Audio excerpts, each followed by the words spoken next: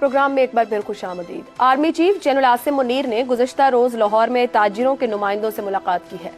Army chief general Asim Munir ने ताजिर बरादरी को डॉलर के तबादले और इंटर बैंक रेट में शफाफियत को फरोग देने की यकीन दहानी करवाई। लाहौर कोर हेडक्वार्टर्स में मुनक़िदा इजलास में ताजिर बरादरी से गुफ्तगू करते हुए कहा कि मनी एक्सचेंज को टैक्स के दायरे में लाया जाएगा। उन्होंने खुसूसी सरमायाकारी सहूलत काउंसिल के अहम किरदार को उजागर करते हुए सऊदी अरब, मुत्तहिदा अरब अमारात, कुवैत और दीगर ममालिक से 100 अरब डॉलर तक की खातिर खा सरमायाकारी को राग़िब करने की सलाहियत पर भी जोर दिया। इक़्तिसादी फैसला साजी को तक़वियत देने के लिए माशी मामलात और मुख्तलिफ शोबों पर तवज्जो मरकूज करने वाली टास्क फोर्सेज की तश्कील भी कर दी गई है। माशी मामलात में एस्टैब्लिशमेंट बिल वास्ता और बिला वास्ता तौर पर हमेशा से ही एक किरदार अदा करती आई है। फौजी अदवार के शुरुआती दौर में तो इस मकसद के लिए मुकम्मल तौर पर टेक्नोक्रेट्स पर इन्हिसार करने की नज़ीरें भी हैं। इसी तरह हाइब्रिड सिस्टम के दौरान भी ताजिरों और कारोबारी तबके की साबिक आर्मी चीफ से मुलाकातों की खबरें भी आती रहती थी। अब पाकिस्तान की मौजूदा माशी अबतर सूरत हाल में आर्मी चीफ की ताजिरों से मुलाकातें इसी बात की गमास हैं कि पाकिस्तान की मौजूदा इस्टेब्लिशमेंट भी माशी मामलात में बेहतरी के लिए अपना भरपूर किरदार अदा करने की ख्वाह नजर आ रही है। आर्मी चीफ की ताजिर बरादरी से मुलाकातें, निजकारी, मुतवक्के सरमायाकारी, इंटर बैंक रेट में शफाफियत की यकीन दहानियां, क्या माशी असरात होंगे? जैगम साहब, क्या अब की बार मुस्बत नताइज सामने आ सकते हैं, तवक्को रखी जाए?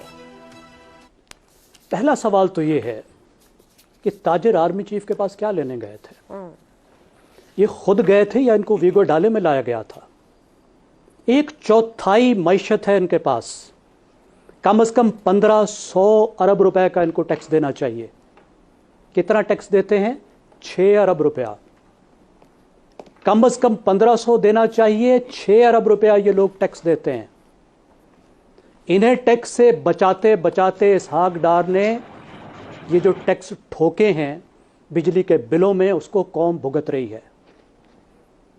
ये जो चीनी लाखों टन स्मगल हो गई है, ये कोई पुड़िया में डाल के लेकर गया है या ये होलसेलर ट्रेडर्स ने करवाई है ये स्मगलिंग? ये जो बिलियंस ऑफ डॉलर्स का स्मगलिंग का माल पूरे पाकिस्तान में आता है और बिकता है, क्या इसको फेरी वाले बेचते हैं या ये होलसेलर और ये ट्रेडर्स बेचते हैं?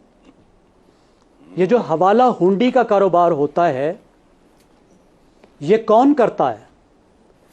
तो आर्मी चीफ को तो पहले उस तरीके से इनको बुलवाना चाहिए था जो मैंने बताया और इनके पेच कसने चाहिए थे। इसके बाद अगला कोई काम होना चाहिए। इस वक्त chief of the army staff का बहुत अहम रोल हो सकता है पाकिस्तानी मईशत को बेहतर करने में। सबसे पहले बराह रास्त डायरेक्ट रोल स्मगलिंग पर, क्योंकि उनके पास बॉर्डर फोर्सेस हैं, बॉर्डर पर उनकी नज़र है, बाढ़ लगी हुई है, वो असरअंदाज हो सकते हैं वहाँ पे जो सिविलियन अदारे हैं उन पर। ये खा गई है पाकिस्तान को स्मगलिंग दोनों तरफ, और इससे बहुत फ़र्क पड़ सकता है।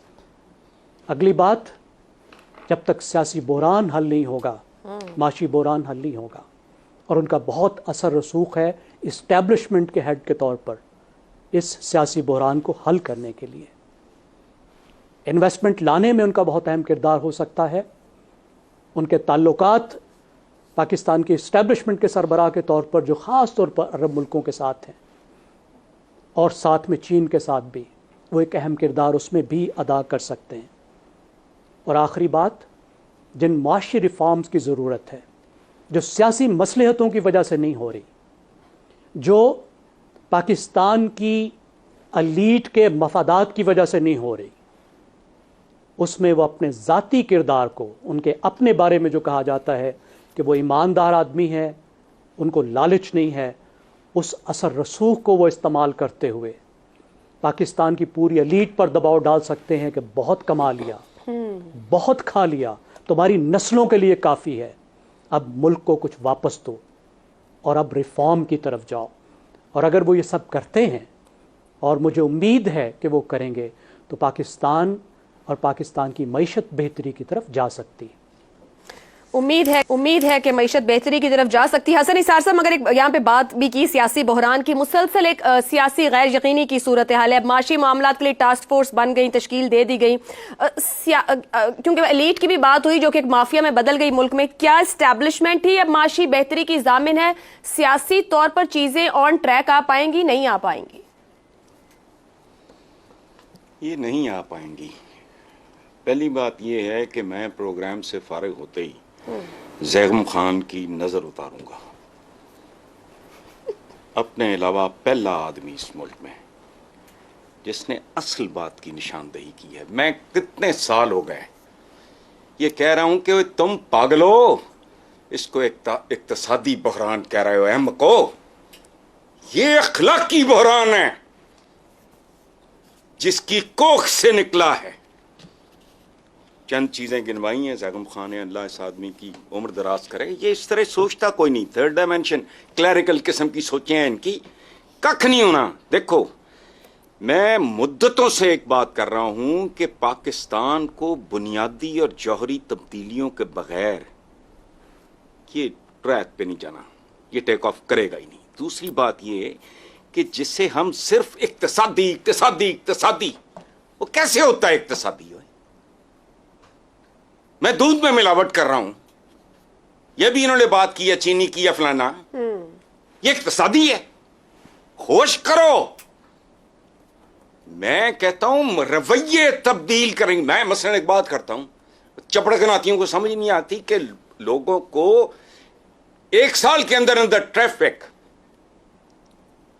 कैंडे में ले आओ, लोगों के रवैये बदलने शुरू हो जाएंगे। इनको जालों को पता ही नहीं।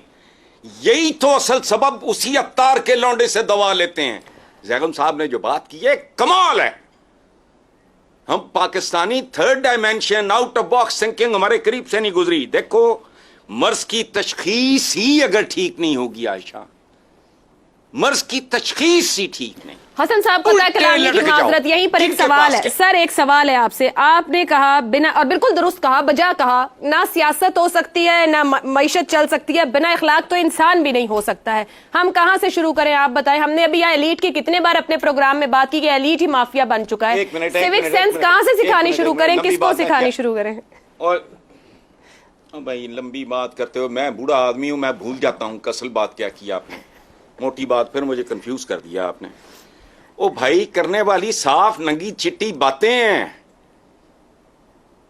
ये आवारा हुजूम है, हम जिंदा कौम हैं, फलाना बिल्ली नगमे खा खा के अपारा हुआ है, कख नहीं है पल्ले। टॉप टू टॉप वतन दुश्मन, बेशर्म बेहया, कैरेक्टरलेस, तरबियत का टोटल फुकतान। अब बात करें सियासी स्टेबिलिटी की, यह क्या फजूल बात है। ये जानवरों की तरह लड़ने वाले लोग, ये कबायली जंग जिसको सियासत जमहूरियत, मैं तो शक्लें देखता हूं कि यार लगते तो ये बंदे ही हैं। आपने अभी कहा ना कि इंसान नहीं हो, इंसान होना ही तो चैलेंज है। हम आप आदमी हैं, मसलन मैं अपने आप को इंसान नहीं कहता, आई डोंट क्वालिफाई, मैं आदमी हूं। मेरे लिए आदमी से प्रमोट होके इंसान बनना सबसे बड़ा चैलेंज है। ये बातें इनकी समझ में नहीं आनी। किन के पास बैठे हो, उसी अवतार के लौंडे से दवा लेनी है। सुभान अल्लाह, लेते रहो, कख भी नहीं होना। अगर कोई टेम्पररी रिलीफ लिया, कोई इस तरह कॉस्मेटिक किस्म का अरेंजमेंट हुआ, वो भयानक तरीन साबित होगा, इससे बुरा होगा। अब गौर करो, मेरी ना सुनो, मैं 32 साल बर्बाद कर दिए मैंने। जो जैगम साहब ने बात की है वो ज्यादा काबिल फहम तरीके से की है। मैं पता नहीं क्या झक मारता रहा। रोला ये है जिसके पास जाते हो, जिधर बैठ जाओ पाकिस्तान का रोना रो रहे हैं, चोर होते हैं। हमें नहीं पता कौन क्या था। एक ग्रुप है, मैं नाम नहीं ले रहा किसी का, जब वो इक़्तिदार में आया उस साल उनका टैक्स रिटर्न क्या था, कारोबार उन्होंने किया नहीं। वो अंधे हो, सादे सवाल बूथा उठा के कैमरास के सामने कहते हैं कि लिविंग बियॉन्ड मीन्स का क्या मतलब है। और धुर फिटे मुंह, जहां ये मेंटालिटी होगी वहां मुल्क ढूंढते फिरना तहलील हो जाएगा इसी तरह। ठीक है, हम एवेपोरेट हो रहे हैं। अल्लाह रहम करे। परफ्यूम या इस तरह की कोई चीज खुली रख दो, ढक्कन उठ जाए, वो एवेपोरेट होना शुरू हो जाता है। ये बर्फ का ब्लॉक है जो पिघल रहा है, ये ग्लेशियर है जो पिघल रहा है, ऐसे नहीं होना। ठीक है, बहरहाल छोड़ो, मैं तो इस पे ठीक हो गया। और आखिरी बात, एक मिनट, ये जैगम साहब ने एक बात की है कि भी इनको को समझाए, बहुत खा लिया नस्लों के लिए काफी, ये वो वगैरह, ये नहीं होता। इकोनॉमिक्स का एक रूल है, लॉ ऑफ मार्जिनल यूटिलिटी, वो अप्लाई नहीं होता कलेक्टर्स पे। पैसे पे, स्टैंप कलेक्टर पे, एंटीक कलेक्टर पे। The more you have the more you want. नहीं, इन भेड़ियों को तुम बता सकते ठीक हो गया। कि नस्लों के लिए काफी है। नहीं जैगम साहब, नहीं। जितना अंदर जाता है उतनी भूख बढ़ती है।